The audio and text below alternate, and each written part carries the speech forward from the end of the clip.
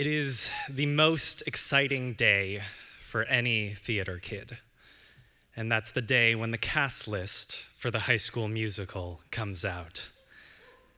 I get out of my first hour class, I rush on over to the music room, I take a look at that cast list, and I see that the worst possible scenario has happened. I see my name right at the top of that list. I've been cast as the gregarious confidence trickster Harold Hill, the lead in The Music Man. But that's not the bad part. Right underneath my name, next to Marion Peru, the love interest, is the name of my ex-girlfriend. My mother actually knew about this casting decision before I did. She was one of the directors on the show. But she had removed herself from the casting process when it came to my ex and me. And at that point, I kind of wished that she hadn't, because my ex and I were on bad terms.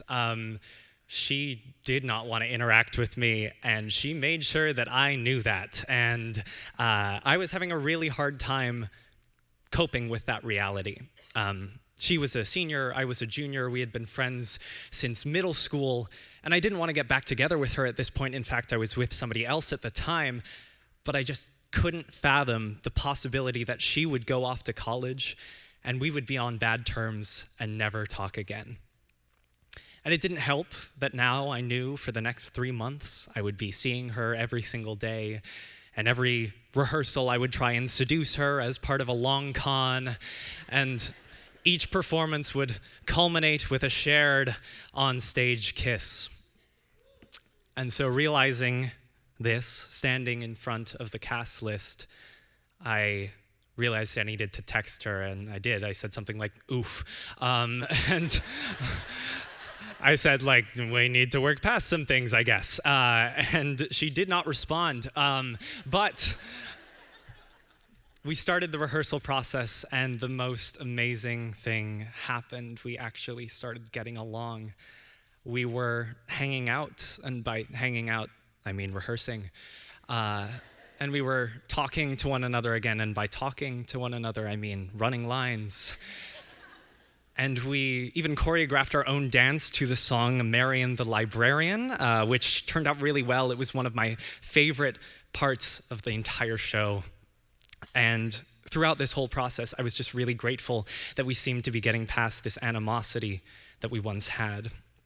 And so shortly before one of our performances, I went up to her and I said, like, hey, I've been having a really great time working with you on this show, and I really hope that after this, we can continue to be on good terms and maybe even be friends.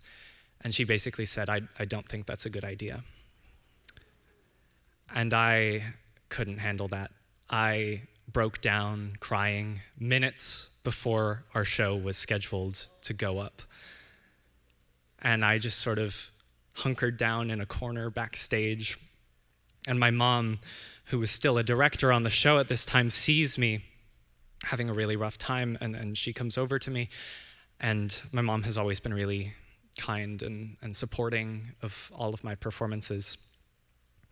And she sees me crying, and she says, you need to pull yourself together, okay? The show goes up in 5 minutes, and you cannot be crying when you are on that stage.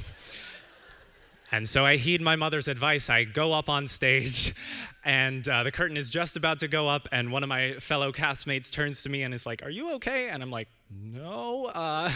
And the curtain goes up, and so begins one of the most surreal experiences I've had performing, because I am fuming and upset on the inside, but, on the outside, I've got to, sell trombones to the people of River City, Iowa, and I've got to inspire a barbershop quartet, and I have to seduce the town librarian, who just so happens to be my ex-girlfriend. And I struggled through that production. I barely looked her in the eye. The irony of this situation isn't lost on me. My character, Harold Hill, was a con man who only survives by deceiving his audience into believing what he has to say. And in that performance, I tricked 2 groups of Midwesterners the people of River City, Iowa standing on stage with me, and the people of Colfax, Wisconsin sitting in their seats watching. The run of our shows ended, and she and I went back to not talking, not hanging out, not running lines, not rehearsing together. And I slowly realized that no matter how well we worked together in that show, we were really never going to be close again after that. We were better actors than we were friends.